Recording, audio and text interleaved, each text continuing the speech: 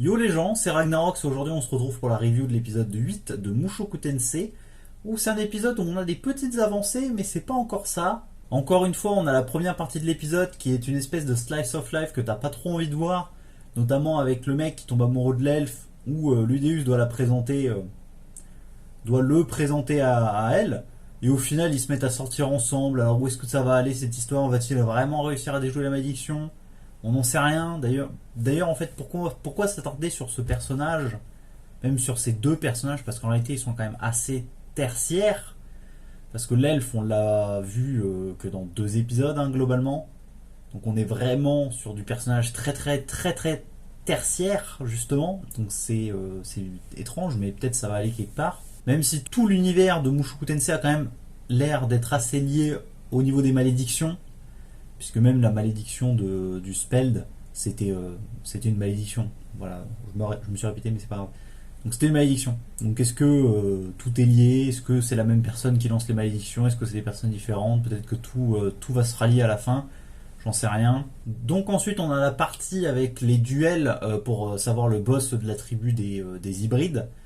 Donc là encore une fois, bah, c'est plutôt sympa parce qu'encore une fois, on a Ludeus qui one-shot les mecs qui veulent l'affronter. Bon, il en affronte un et après, hop, il va se réfugier à la bibliothèque avec Fitz, qui est censé être le mec qui parle pas.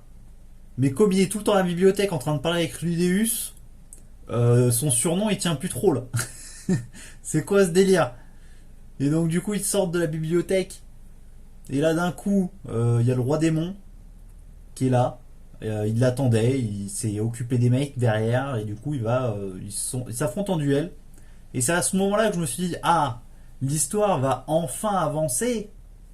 Mais en fait pas du tout, parce qu'en réalité on voit clairement que le roi démon est au courant de l'Homo Deus, mais il le cache. On ne sait pas trop pourquoi et d'ailleurs il connaît aussi le dragon là. Je sais pas, j'ai oublié, Blad, hein, désolé. Et c'est donc du coup avec ces deux personnages que je m'étais dit ah, on va enfin apprendre des trucs, puisque comme il a l'air de les connaître, on va peut-être enfin savoir de quoi ça retourne dans l'histoire. Mais a priori en fait pas du tout. Encore une fois pas du tout. Et on sait juste, on n'a rien appris en fait. C'est à part que le roi démon est arrivé, probablement Kishili lui a dit, hein, c'est quasi sûr. C'est pas improbable qu'il arrive. Par contre encore une fois, c'est quoi cette école? Il y a le roi démon qui arrive tranquille, qui tabasse la moitié des élèves, mais tout va bien. Il y a aucun problème en fait, tu vois, dans l'école. C'est tout va bien. Déjà que t'as deux meufs qui se font kidnapper pendant quasiment une journée, personne réagit. Là, t'as le roi démon qui rentre, même pas, tu sais, petite délégation. Il y a même pas le chef de l'école qui arrive pour faire les présentations. Non, que dalle. On s'en bat les couilles. Il tabasse la moitié des élèves, il y a aucun problème.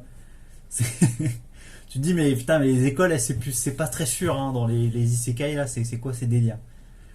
Et donc du coup, bah, le duel forcément, bah, ça se compose exactement comme on s'y attendait, hein. Forcément Ludeus allait gagner a priori, puisque ça fait 4 épisodes. Enfin, ça fait surtout en fait, ça fait depuis le début de la série, ouais, un peu depuis le début de la série quand même, qu'on te montre que Ludeus est méga balèze.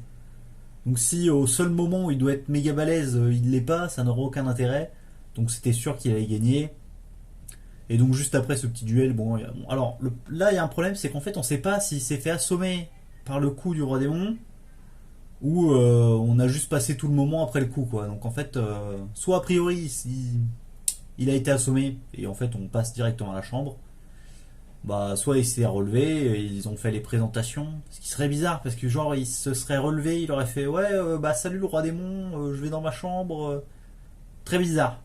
C'est très très bizarre.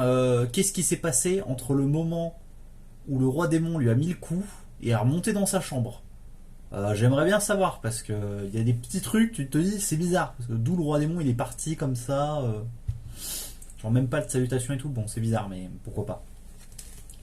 Et donc après, on va le revoir en classe, puisqu'apparemment il a l'air d'être devenu un élève. Donc pareil, hein, le même style, là, un auditeur libre, hein, comme Ludeus, donc il va faire les cours avec Ludeus et la bande.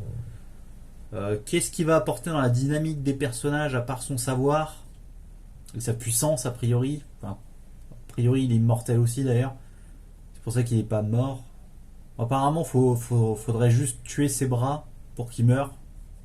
Ça va être un délire comme ça. Après, comme d'habitude, l'animé est beau, mais j'ai trouvé l'épisode précédent quand même qui était beaucoup plus joli, il y avait beaucoup plus de jeux de lumière. Là, c'était un peu moins. Ça t'en mettait un peu moins plein les yeux, même si l'attaque de Ludéus, avec le fait qu'avec la rotation, la pierre chauffe, que ça devient rouge, c'était assez joli. Et on comprend bien encore une fois, d'ailleurs dans cette scène, que Fitz kiffe Ludéus parce que il est méga balèze en fait. Parce qu'elle elle serre le manteau, genre waouh, ça c'est un.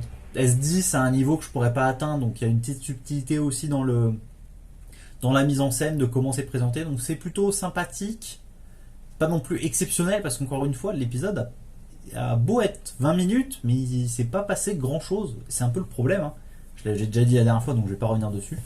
Donc je vais juste parler de l'opening que je trouve vraiment très très bon, hein. Au final, l'opening j'avais du mal au début, mais en vrai il est quand même très très bien. Il représente bien la série, enfin notamment cette partie pour le coup, puisqu'on a un ton beaucoup plus calme, beaucoup plus posé et qui présente un peu les personnages. On a vraiment cette espèce de ton éphémère en fait dans l'opening, un peu comme les événements qui se passent.